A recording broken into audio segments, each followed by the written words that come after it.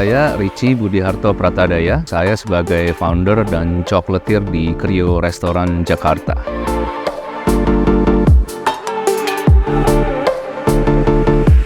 Coklat itu some ingredients yang sangat versatile karena kita bisa pakai coklat pada saat dia cair dan pada saat dia solid atau keras. Nah, dari situ saya tahu setelah saya lulus saya mau jadi chocolatier.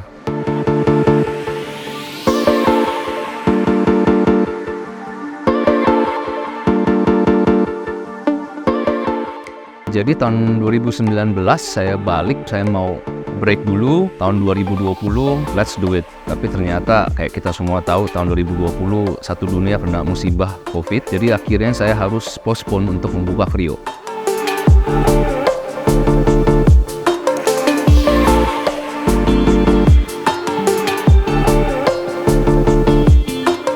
Sebenarnya Krio itu artinya dari bahasa Portugis yang dimana artinya to create. Kenapa create? Karena sebenarnya saya ingin orang-orang yang bekerja di Krio ini mempunyai kebebasan untuk berkreasi, tetapi standar dan quality-nya harus di atas.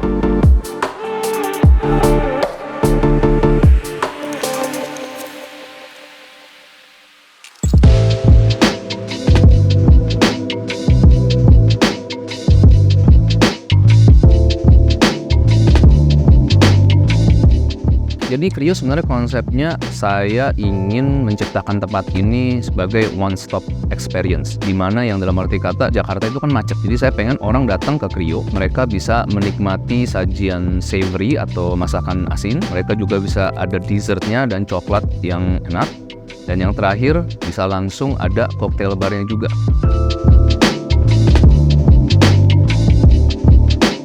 Kalau menu pastry memang cukup beragam dan bervariasi, karena memang kalau memang orang tahu Krio itu mereka pasti tahu saya sebagai chocolatier. Jadi kita coklatnya itu sudah ada kira-kira 30 varian lebih. Ada coklat bonbons, ada snack bar, dan kita juga terus develop ada pastry-nya dari sisi petit gâteau atau small cakes. Kita semuanya sistemnya very small, tapi kalian bisa enjoy more than one cakes. Kita juga ada plated dessert, di mana sebenarnya yang membedakan itu ingredients atau komponennya biasanya lebih banyak dan biasanya lebih fresh karena kita menggunakan fresh produce seperti herbs, buah-buahan, semuanya itu fresh.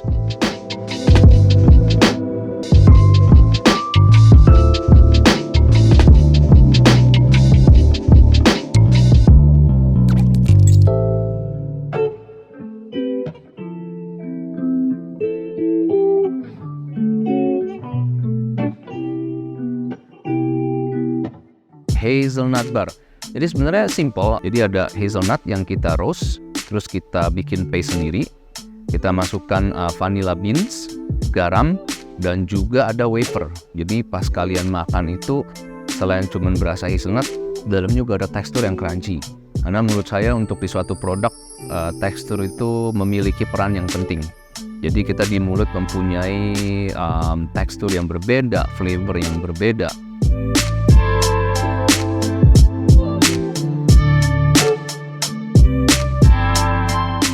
Jadi proses desain sebelum even kita masuk ke filling kita harus desain. Setelah desain kita akan membuat shell bagian luar coklatnya. Setelah kita buat coklat luarnya, baru akan kita fill dengan filling hazelnut yang tadi saya bilang campurannya ada vanilla, ada salt, ada wafers. Dari situ kita harus mengasih waktu untuk fillingnya mengeras. Nah setelah fillingnya mengeras akan kita tutup lagi pakai coklat. Biasanya prosesnya makan waktu kurang lebih 2 hari untuk setiap pembikinan bonbons atau snack bar ini.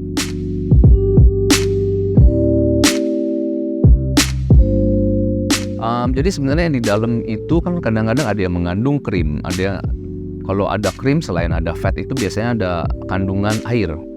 Nah kalau kita baru buat hari ini terus kita langsung tutup, besoknya itu di dalam karena masih ada airnya kan ada penguapan. Nah kalau ada penguapan dia akan menciptakan celah di dalam yang dimana ada udara, bakteria akan bertumbuh.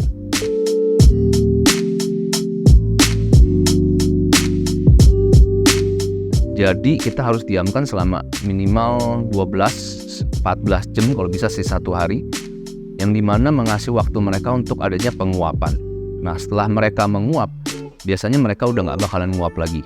jadi baru kita tutup. Jadi bener-bener produk di dalamnya itu tertutup atau terseal sangat rapat, dan juga shelf life-nya jadi lebih panjang.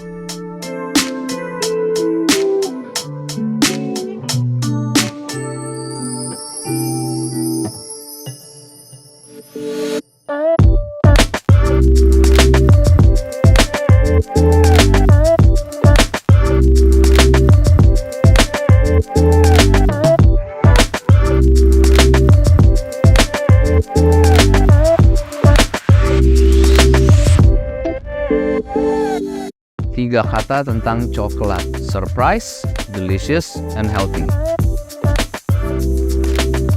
Surprise, kayak kita tahu coklat itu flavor profile-nya banyak. Delicious, ya siapa sih yang nggak suka coklat, kan enak. Yang paling terakhir healthy, karena ya sebenarnya kalau kita konsumsi coklat, dark chocolate di atas persentasi tertentu, sebenarnya itu bagus untuk peredaran darah kita, dan juga mempromote kita punya memori.